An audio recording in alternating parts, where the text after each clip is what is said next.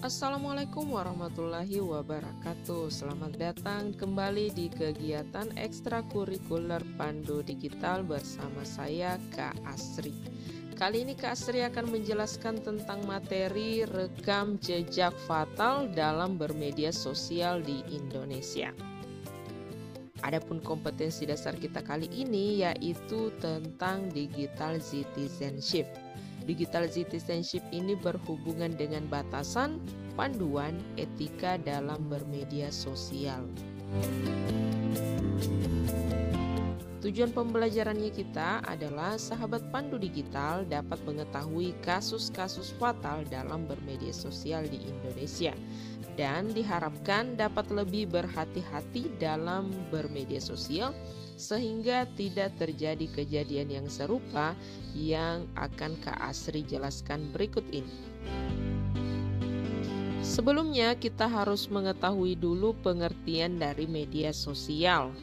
Media sosial merupakan cara berkomunikasi secara daring dan dalam jaringan antar pengguna sehingga bisa berinteraksi, berbagi, dan berkreasi tanpa dibatasi oleh ruang dan waktu. Nah, ini adalah sebuah survei yang dilakukan oleh We Are Social and Hootsuite tentang media sosial yang sering digunakan netizen Indonesia. Survei ini dilakukan atau selesai pada Januari 2021, di mana platform pertama itu yang paling banyak digunakan itu adalah YouTube, kemudian WhatsApp, Instagram, Facebook, dan lain-lain. Nah, di antara banyaknya media sosial ini, sahabat Pandu Digital punya akun yang mana saja? Lanjut, ini adalah jumlah pengguna berbagai media sosial populer di Indonesia menurut We Are Social and Hootsuite.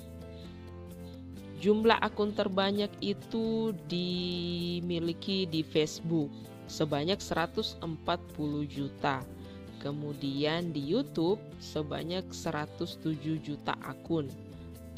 Dilanjut oleh Instagram, Facebook, dan seterusnya.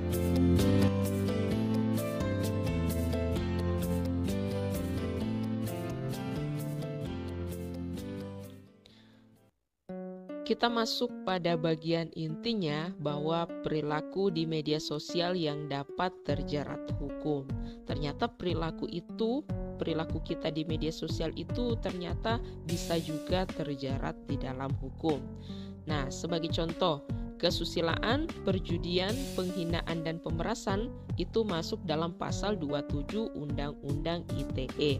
Kemudian yang paling marak di kalangan pelajar atau di kalangan keseharian kita adalah tersebarnya hoaks atau berita bohong dan ujaran kebencian. Berikutnya itu tentang pengancaman. Kemudian pasal 30 Undang-Undang ITE tentang akses ilegal, pencurian data elektronik, dan peretasan sistem data elektronik. Nah, berikut contoh kasus bermedia sosial yang berakibat fatal di Indonesia. Simak baik-baik ya, sahabat Pandu. Kita masuk di kasus pertama tentang viral siswi hina Palestina. Kasus ini bermula dari unggahan TikTok MS yang berdurasi 8 detik. MS merupakan siswi di salah satu SMA di Bengkulu Tengah. Menurut MS yang baru berumur 19 tahun ini, mengaku hanya iseng mengikuti tren dan tidak bermaksud serius.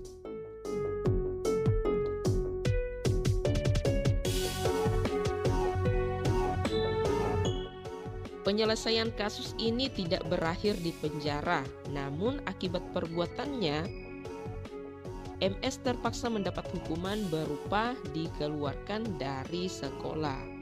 Fatal sekali ya sahabat Pandu, hanya mengunggah video TikTok yang hanya berdurasi 8 detik dan akibatnya siswi MS tersebut harus dikeluarkan dari sekolah.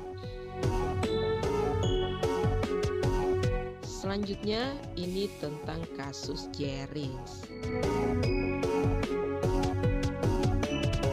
Jering ini merupakan salah satu musisi tanah air, pasti sahabat Pandu sudah kenal dengan musisi yang satu ini.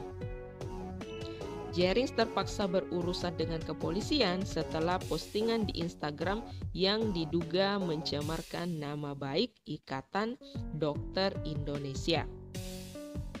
Seperti ini ya chatnya sahabat Pandu. Unggahan Jerings sebagai salah satu musisi dari Superman is Dead. Nah, dari kasus tersebut, Jerings ditetapkan tersangka oleh Polda Bali atas laporan Ikatan Dokter Indonesia karena diduga melanggar pasal 28 ayat 2 Undang-Undang ITE dan pasal 27 ayat 3 Undang-Undang ITE tentang ujaran kebencian dan pencemaran nama baik.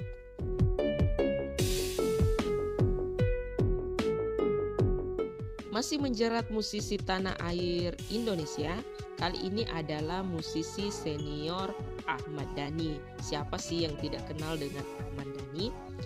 Ahmad Dhani ini terpaksa berhubungan dengan kepolisian setelah kicauannya di Twitter pada tahun 2017 lalu.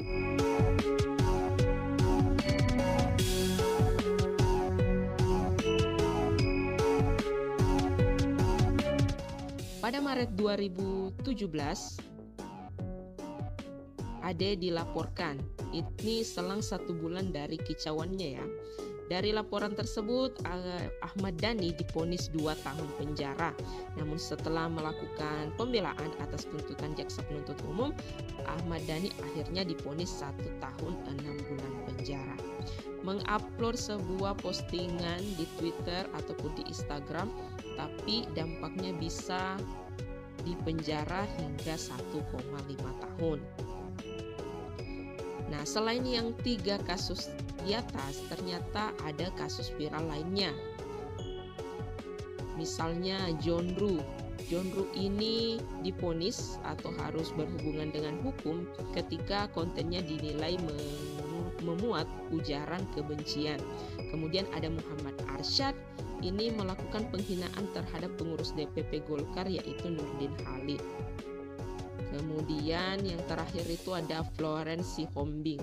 Florence Sihombing ini diduga melakukan penghinaan terhadap warga Yogyakarta sehingga harus menjalani hukuman selama 2 bulan penjara.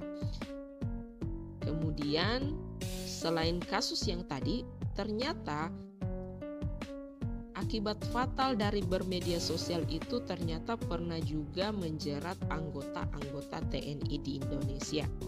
2019 sendiri itu ada sebanyak 8 kasus. Kemudian tahun 2020 itu ada 4 kasus. Ya, bisa dilihat sendiri ya sahabat Pandu, kenapa sampai anggota TNI ini juga terjerat dalam kasus media sosial. Nah, kita sudah sampai di akhir materi kita. Saran Kak Asri kepada kita semua, baik itu Kak Asri sendiri dan sahabat Pandu Digital, bahwa kita harus bijak dalam menggunakan media sosial. Pikir dulu nih sebelum menyebarkan postingan ya sahabat Pandu. Jangan sampai kejadian yang tadi atau yang serupa terulang kembali. Demikian untuk kali ini. Wassalamualaikum warahmatullahi wabarakatuh.